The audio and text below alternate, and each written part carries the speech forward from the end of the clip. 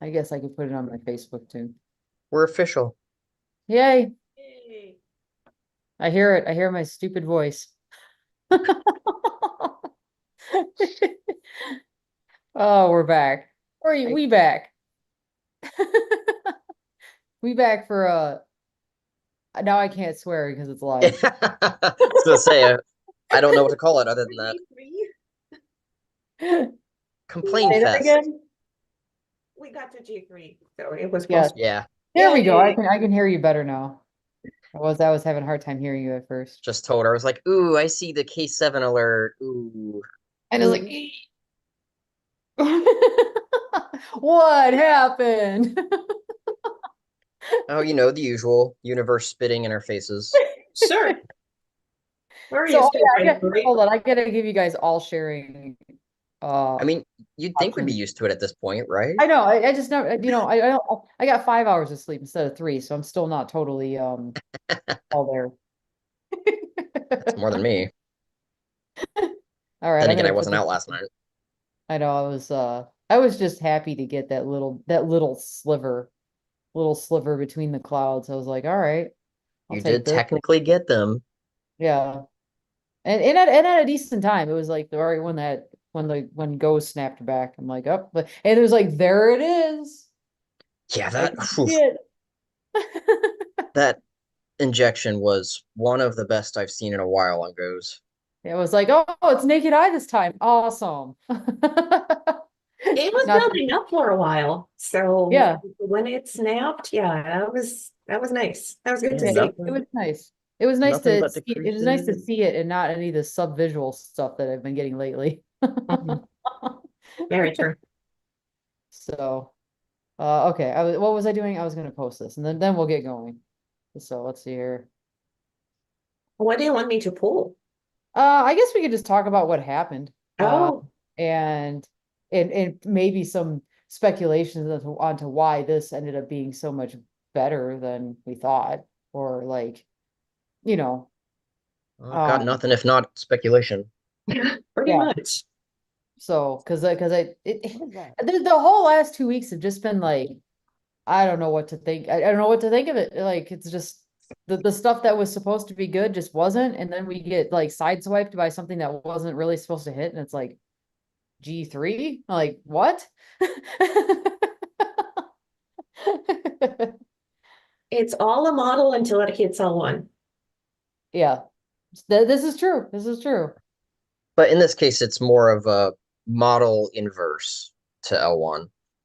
Whatever the models are coming out with, then we're going to get the exact opposite of that. That's how this week has been. Yeah. Yeah, that's very true. I Oh, have real-time solar wind data and the GOES mag up if okay. Hold on. that's the only thing I really can think of that we've been need. Maybe the AE index too. I know that Okay. hit 1200, I Yeah. think. And then Which do we have, all right, and then are we, I can pull up Glendale Oh yeah, yeah, yeah, that's a good on idea. tracker.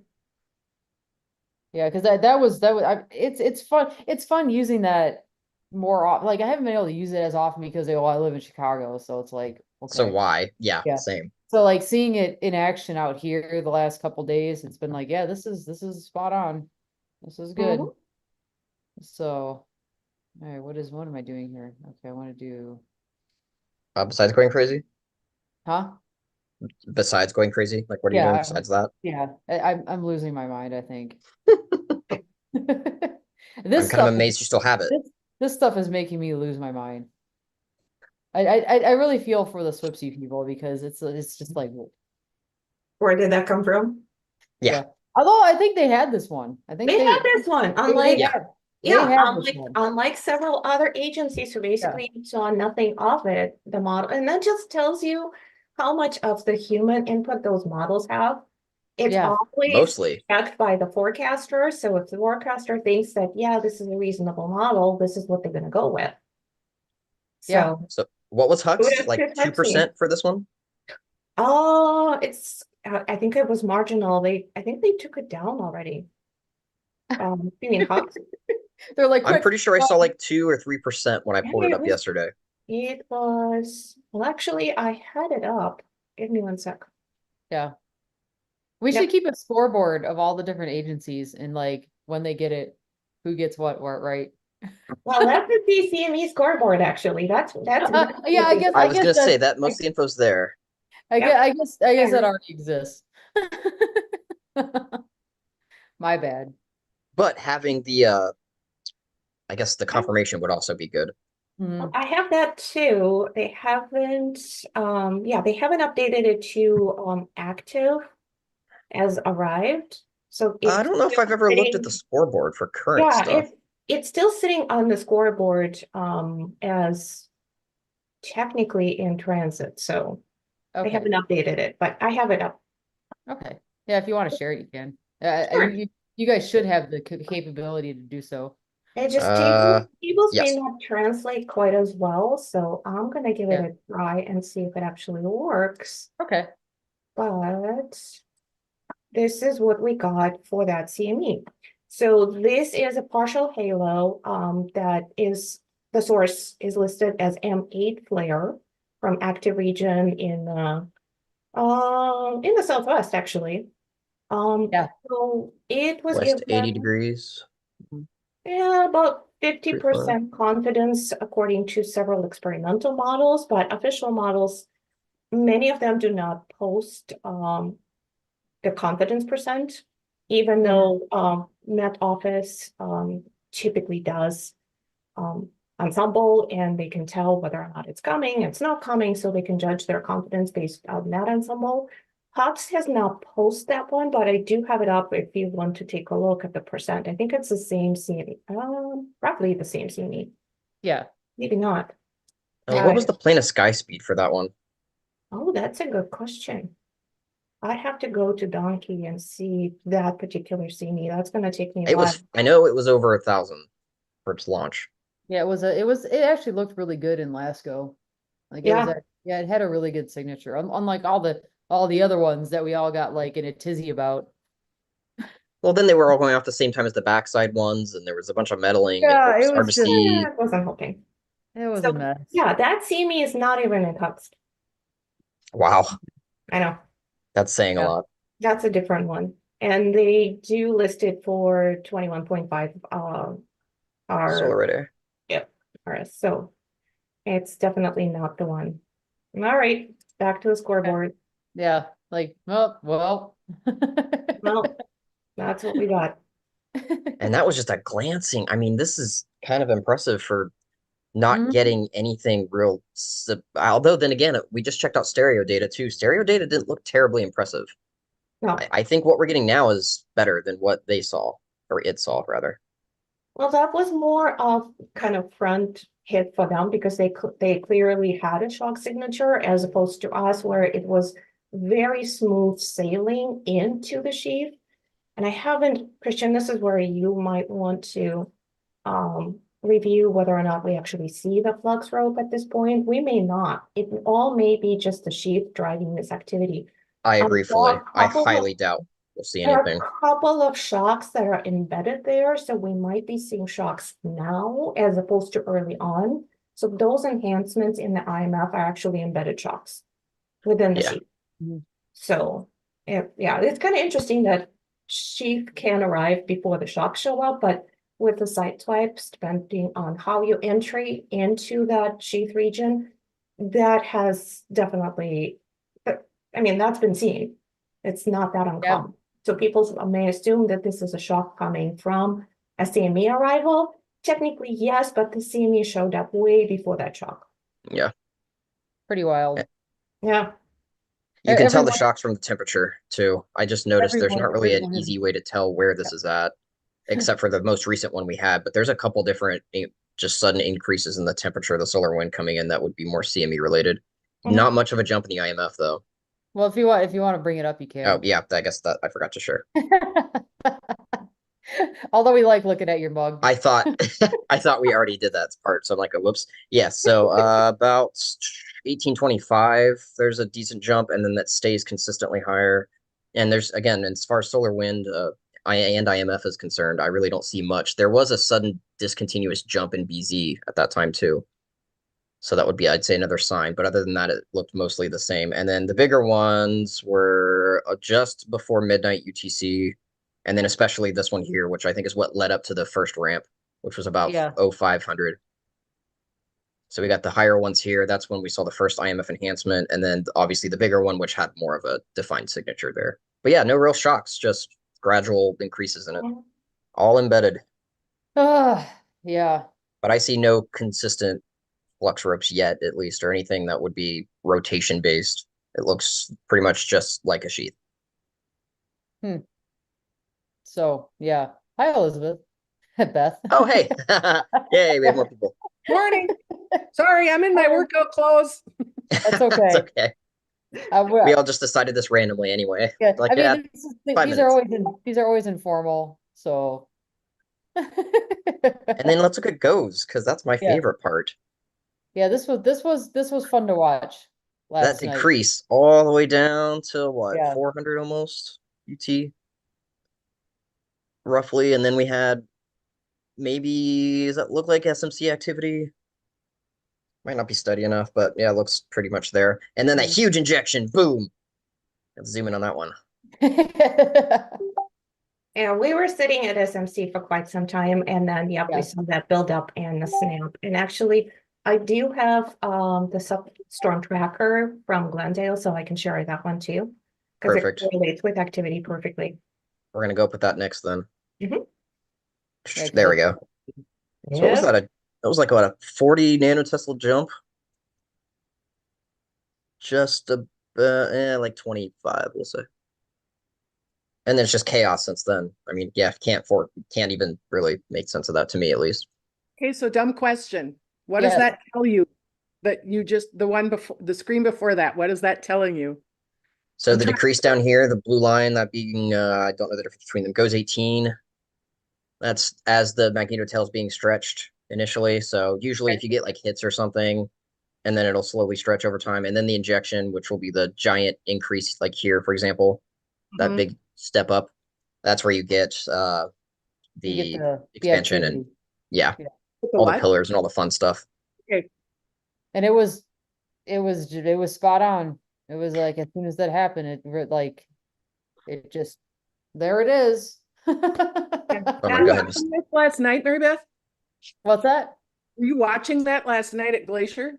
Yeah, I there was a spot on Lake McDonald where I could get like a smidge of signal.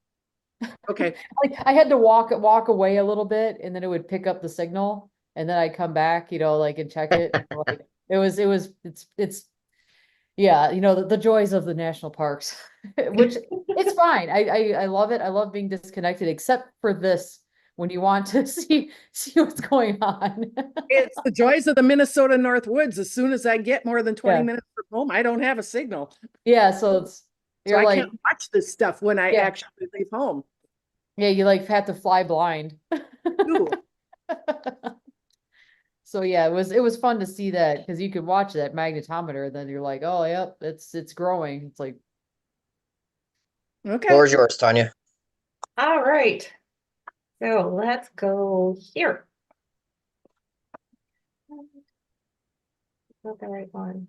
Like Oh, me. I don't know if that's the right one. Is what you Yeah, there we go. Yep. Okay. There we go. Yay. Yeah, that's the right one.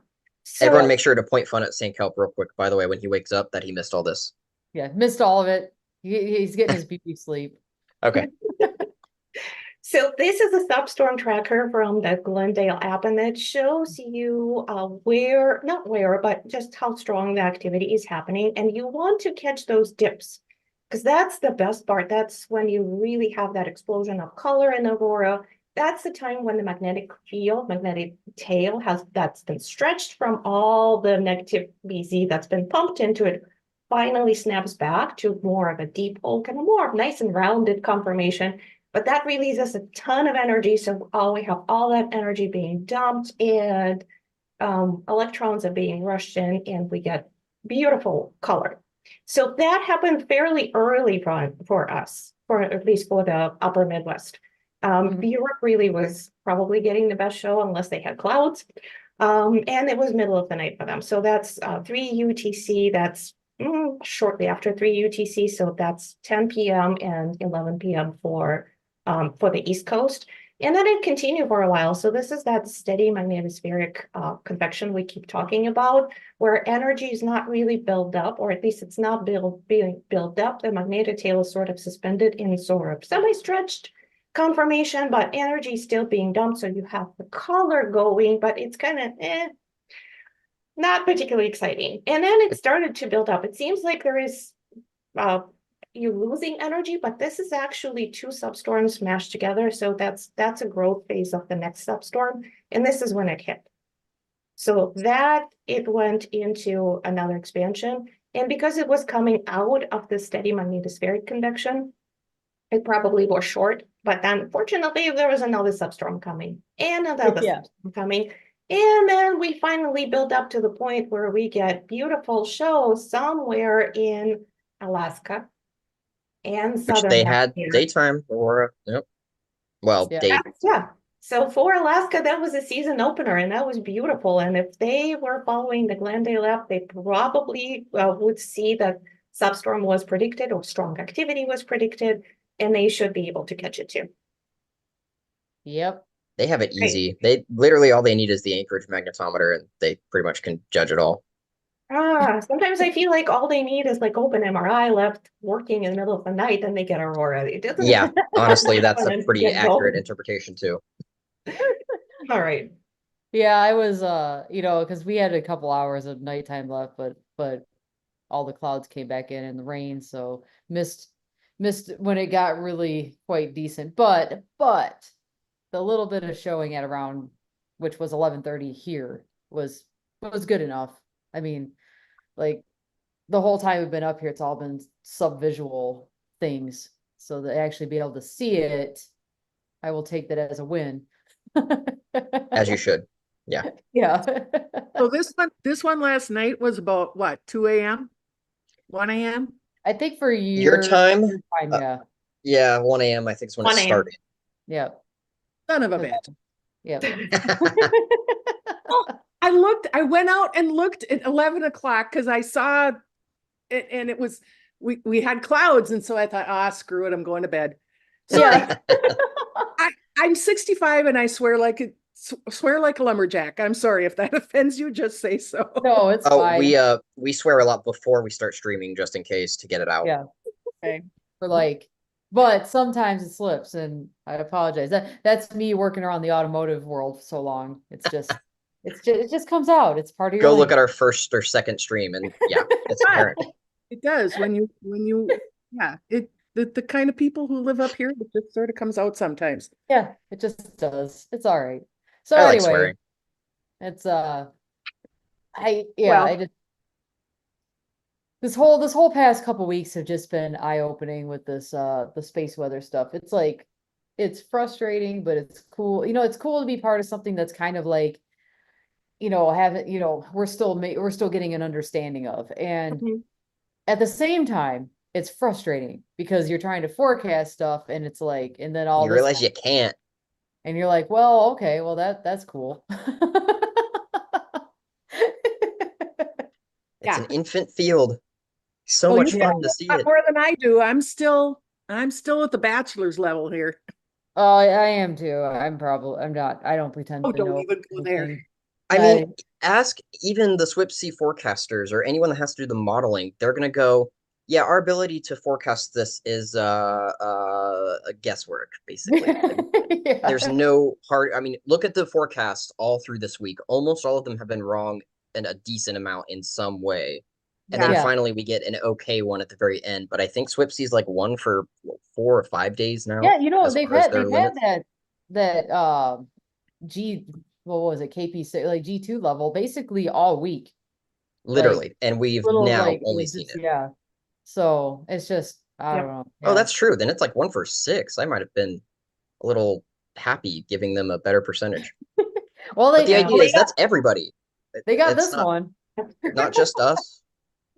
They do have mathematical models that solve the equation. They kind of tell them what's coming, but they have Yeah. to decide whether or not that will hold true. And a lot of it is judgment and experience. And unfortunately, it can fail too. So Mhm. there are no rules, and some of it is skill-based, but even that can fail. So we're just not very good, and we don't have a good view up until what, like a mile up away roughly. Yeah, 1 million miles basically. yeah, out of 93. basically. So this is just not enough. And the our stereo A, which is sitting at a slightly better angle, is also not providing much of a support, unfortunately, because that's what the data shows too. When STA is in a good position, that doesn't improve our forecasting that much. No. We need something closer to the sun. We really need something sitting at a different view angles, not just 20 degrees to say what's going on, what's flying in our direction. And a lot of those fronts are not uniform. We model them as nice and smooth expansions, and it looks like a bubble that's expanding. It's not. It's very rough. It's flying in all different directions. There are things that are happening on the way from sun to earth that we just cannot model. Yeah, no, that's a very, very valid point. Yeah, like we like things to be all like smooth and uniform, but that's not how nature works. I mean, we can even go back and go into the equations of magnetohydrodynamics and looking at the induction equation about how the magnetic field will change going through a plasma. But ultimately, you also still have to put in the factors that are contributing to what the end result's going to be. Yes, we've got some physics on how this works, but ultimately, it's a very ideal scenario and not at all reminiscent of what we actually see in interplanetary space. So, And even if physics says something happens, it doesn't mean it's going to happen like that because we don't have all the variables. How many ideal hits have we had so far out of all this? Like 2? Like like that April storm, the May 10th one. Those are probably the most ideal March, ones I think of. well, March, if I'm not mistaken, was that a CIR The one, CME influence in 2023? yeah, I I forget feel like what there that. was 2 factors in that one. Yeah, I think there was 2. So yeah, out of all the events that we saw in the past year, what a handful were like 4 or 5. like textbook. This is how it should work. And 1/3 of all entries on the scoreboard are actually false alarm when CME never makes it to Earth. Okay, yeah. Wow, that's a bad statistic. Yeah, that's actually a statistic. That's the recent study. So if anybody is wondering if those predictions are validated at some point and studied how well we're doing, yes, there is actually a publication on it that came out fairly recently that tells us that we can be anywhere from 10 to 12 hours off in some cases, in some models, up to a day off on the estimated time of arrival. And roughly 1/3 of predictions are false alarms. When we model CME, nothing comes.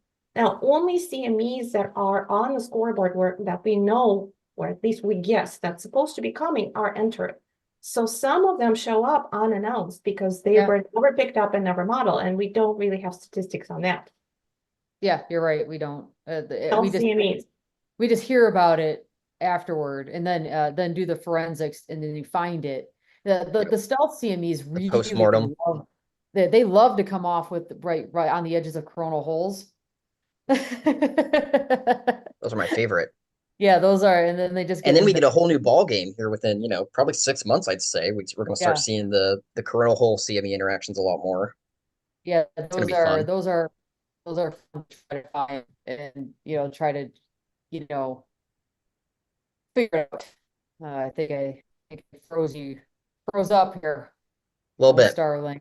There we go. A little bit. Sometimes get big events on the downswing of the solar cycle, like we did on. Oh yeah, absolutely. Okay. So yeah, most of them. 2014 and 2003 were 2 very big examples of downswing big storms. Yeah, so it was 2015. That was unbelievable. And that was the downswing of cycle 24. Yeah. So yeah, which was already bad. Yeah, cycle 24 underperformed. From more major events, really big events and big storms that happen on the downside of the downward curve of the solar cycle. So expect more activity. It's definitely coming. And expect us to fail when it comes to CME modeling, because coronal holes will be taking more of a central spot, and they do a lot of deflection, particularly when CME is fired very close to it. So something that's modeled as a hit may not be a hit for us. Yeah, we saw that example That's very true. Not long ago. So where it deflected, I deflected one of them out. What did Tanya say, or not Tanya? Tamitha. She was giving her speech over at the summit, and I want to say she had an example where we started seeing high energy protons, but there was no eruption from the west limb. But it turned out a CME had been deflected and they had come around and back to Earth. Yeah, Whereas, it's that's the caution with using EPAM because it doesn't differentiate like what's coming in, and you can get injections from outer space too. That's gonna just hit it. But typically, is not a like vector. yeah, but typically like you see it, there's a pretty good like uptick, and then it comes off. And that's usually like a CME type signature. But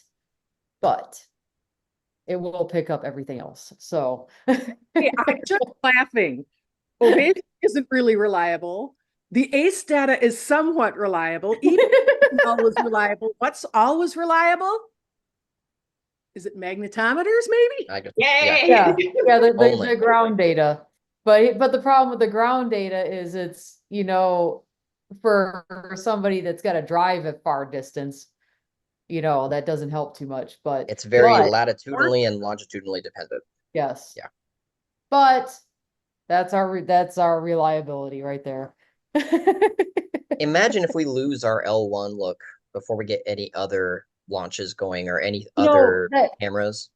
Yeah, that is a pretty scary thought. Like Soho, which has been up there forever. And it's it's an old It's been up there forever, literally. forever. And Yeah. that's a problem because that has our Lasco stuff on it. And it's like, what if we Yeah. lose that? It's like, oh yeah, It's a I don't scary even thought. We I could go don't to even the want Dark to think Ages for a about while. it. Well, that compact chronograph on GOES 19 is Yeah, technically supposed to be operational by the end of this year, so we'll have okay, that's good. some backup.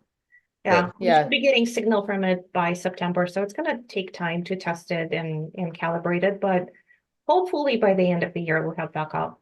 And I hope so too, cadence 'cause- and lag time should be shorter compared to last call, because right now we sometimes sit for hours and wait Yeah, yeah, we and do. see whether or not there is actually CME that was fired and Yeah, I hope because I don't it scares me to be like, hey, what if we go in the dark with some of our we already have just a few things up there, and it's like, I mean, just picture no real-time solar wind data, just that being gone by itself. yeah, Yeah. oh man.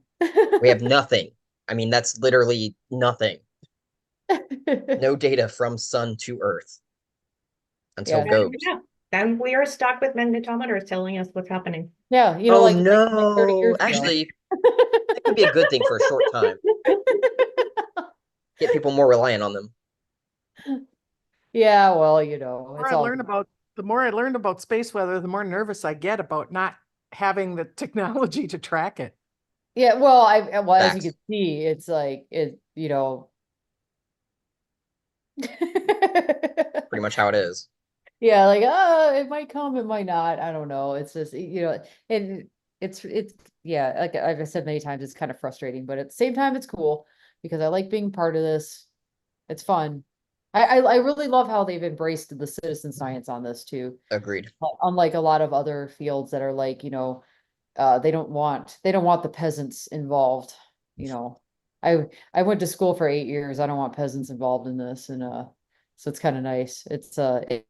Love the whole collaborative feel, and being able to provide like pictures and things like that for the scientists that can't go out in the field because maybe they're located somewhere, like I think some of them are located in like Maryland, DC area, and then California. California. Yeah.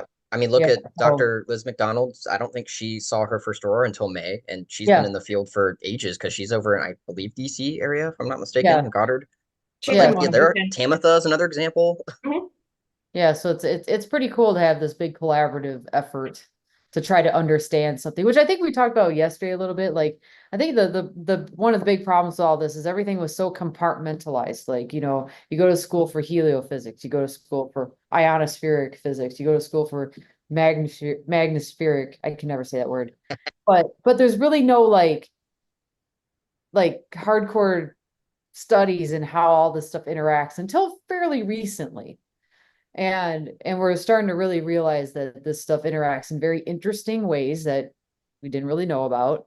And like how, like, especially with the Glendale app, like following the way the substorms work.